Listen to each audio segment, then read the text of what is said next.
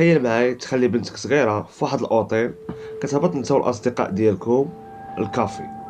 ملي كترجع لداك البيت كتلقى الباب ديالو مفتوحة والبنت ما كايناش، الأثر ديالها ما كاينش.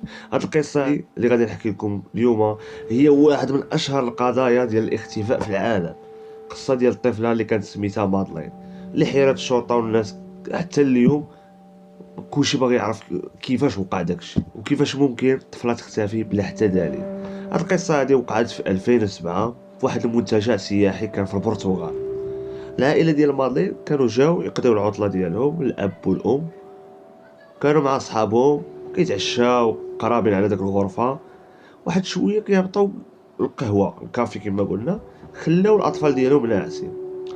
الطفله مادلين كانت ناعسه مع خواتاتها ومع داك الاطفال ديال داك الاصدقاء ديال الوالدين ديالهم.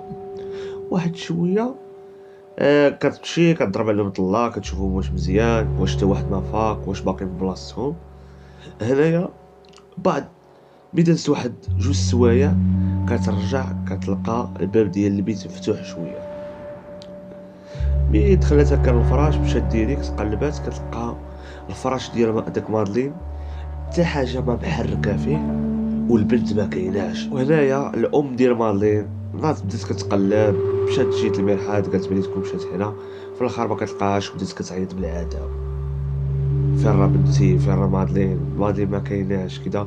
وفي ذاك اللحظه بدات واحد من اكبر العمليات البحث في العالم كامل، البحث عن الطفله المشهوره. الشرطه البرتغال بدات كتحقق مباشره، الناس كاملين في ذاك المنتجع بداو كيقلبوا على داك الطفله، حتى السكان ديال المنطقه خرجوا يعاونوا في البحث.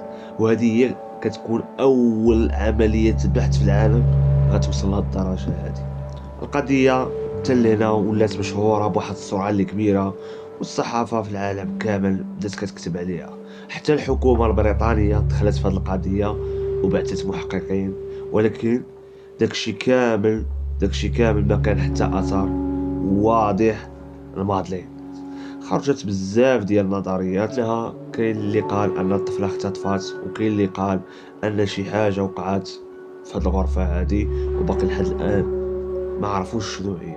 حتى الوالدين ديال مادلين دخلوا في وسط الشكوك في واحد المرحله من التحقيق، ولكن ما كان حتى دليل قوي كيأكد ان النظريه اللي عندهم هما صحيحه.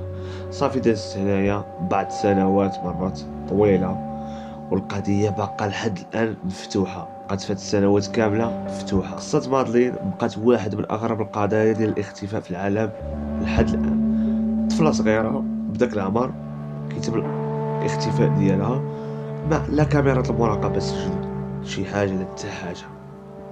ولكن دابا واحد السؤال اللي غادي نسولو عليكم، واش كتعتقدوا ان مادلين غادي يكون تم الاختطاف ديالها فعلا وما يمكنش في داك الاوتيل يتم الاختطاف، حيت بزاف ديال الكاميرات وبزاف ديال الامن، حيت احسن اوتيل في البرتغال؟ اولا كاين شي سر اخر باقي ما شفناش؟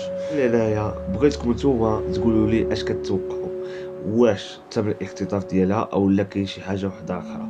المهم بغيتو ندير لكم الجزء الثاني اشنو وقع موراها، كتبوا لي بارت 2 في التعاليق وما تنساوش ديروا متابعه ان شاء الله.